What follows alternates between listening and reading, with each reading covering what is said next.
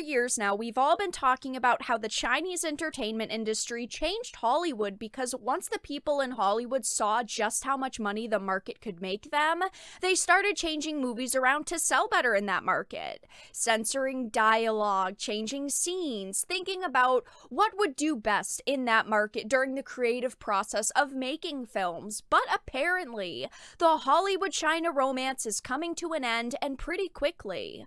I want to read this article by bounding into comics, but before we get into the topic at hand, if you enjoy the content that I create, please make sure to subscribe to the channel and hit the notification bell.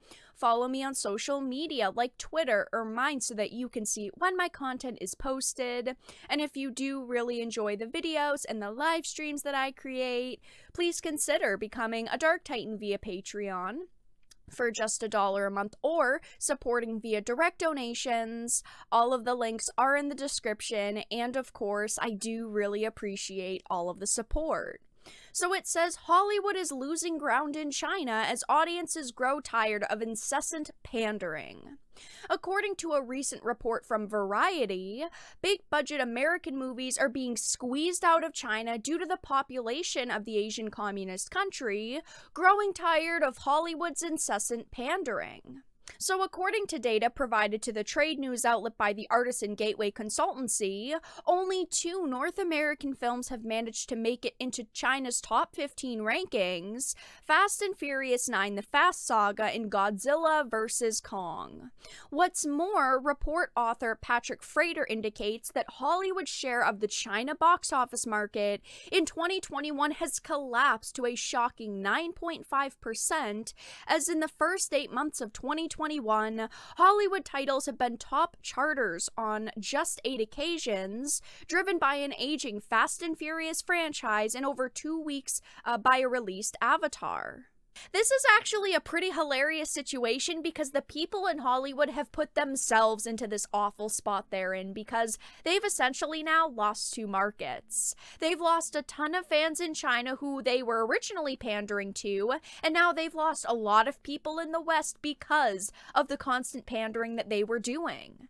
These movies that Hollywood's written and produced to appeal to the Chinese censors a lot of the times are the same toned-down products that they're giving to us, and we're getting lesser products and modified content because they're so concerned with making as much money as they can out of the Chinese market. So we get a worse product, and it's why so many people have given up on Hollywood.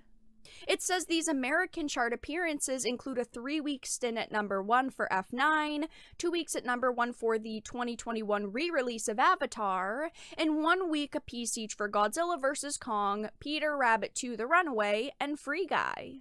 So COVID aside, this year would have been a difficult time for import films and Hollywood in particular, explained the Artisan Gateway Chief Executive Officer.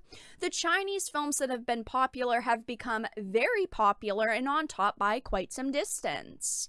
What is perhaps even more interesting is the fact that the 20th of August theatrical debut of Disney Pixar's Luca was the first significant American film to see a release in Chinese cinemas since May 28th's A Quiet Place Part 2. So there haven't even been a lot of American movies going into the Chinese cinemas, but a lot of these movies, Chinese market aside, have kind of been duds if we look at some of the box office numbers. Obviously, when it comes to A Quiet Place Part 2, it was very popular. A lot of people were very excited for it, but to date, it's only earned $160 million. If we look at Luca, Luca is only at $32 million gross revenue right now. Then we go to Free Guy. Free Guy has done pretty decent. It's got $180 million, but that's one of the only movies on this list that a lot of people were extremely excited about. Just a lot of these movies have been duds to every market. Scrolling down, though, it says Frater further reported that Disney Marvel titles haven't been released in China since Avengers Endgame in April 2019, and this does not bode well for Disney Marvel because they have made so many of their movies so that they can put them into the Chinese market. I mean, even look at Shang-Chi. They're hoping Shang-Chi was going to do well. They were really hoping that, like, Eternals was going to do well in that market. But a lot of these movies haven't even gone into that market. It says, in fact, he continues, Black Widow still remains without a release permit in China, adding fuel to recent speculation that both Shang-Chi and the Legend of the Ten Rings and the Eternals have been banned in China, a movie which would potentially deal a pretty big blow to the House of Mouse. This is not confirmed at all, this is a rumor, but it does sound like it could be real at this point because we haven't seen any of these movies be released in China. I used to be a really big fan of the MCU. I do love a lot of the Marvel movies, but unfortunately, a lot of the content lately has just been really, really mediocre, and I'm not really looking forward to Shang-Chi or even the Eternals. It says this particular speculation was first sparked when a few months back, the CCTV6 China movie channel aired a list of upcoming release dates for various Hollywood-produced films, which completely omitted listings for both of Marvel's upcoming tentpole films. It does say another reason why the Eternals may be at risk of being banned in China has to do with the director Chloe Zhao, who has made a lot of unfavorable comments about communist China, which is true. That's a big reason why a lot of people think that it is going to be banned, because she does have her name attached to it. She is the director of it, and there are a lot of people there that really, really do not like her. It says in an interview with Filmmaker magazine, she stated, "It goes back to when I was a teenager in China, being in a place where there are lies everywhere. You felt like you were never going to be able to get out. A lot of the info I received when I was younger was not true, and I became very rebellious towards my family and my background.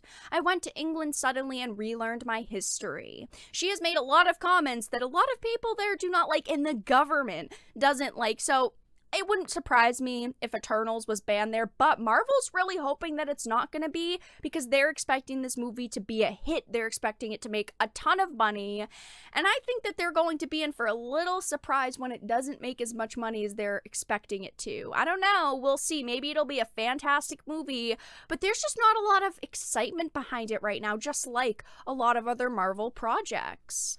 It says, noting that the Eternals may have received the axe in China due to her being branded a traitor for her past comments, Frater poised that Shang-Chi was similarly banned due to Chinese concerns that the films will present a racist and stereotypical depiction of Asian cultures. Again, this isn't confirmed, but we haven't heard anything about it releasing into that market. It says he also notes that films that could face similar issues include the recently released Space Jam: A New Legacy, because American basketball continues to be a sensitive subject following an NBA official's 2019 comment on Hong Kong, as well as the upcoming sequel to, of course, Top Gun Maverick, due to how it could be seen as promoting the US military. And these are actually movies that have been changed around to appeal to that market. If we look at Top Gun Maverick, this is an article that came out 2 years ago.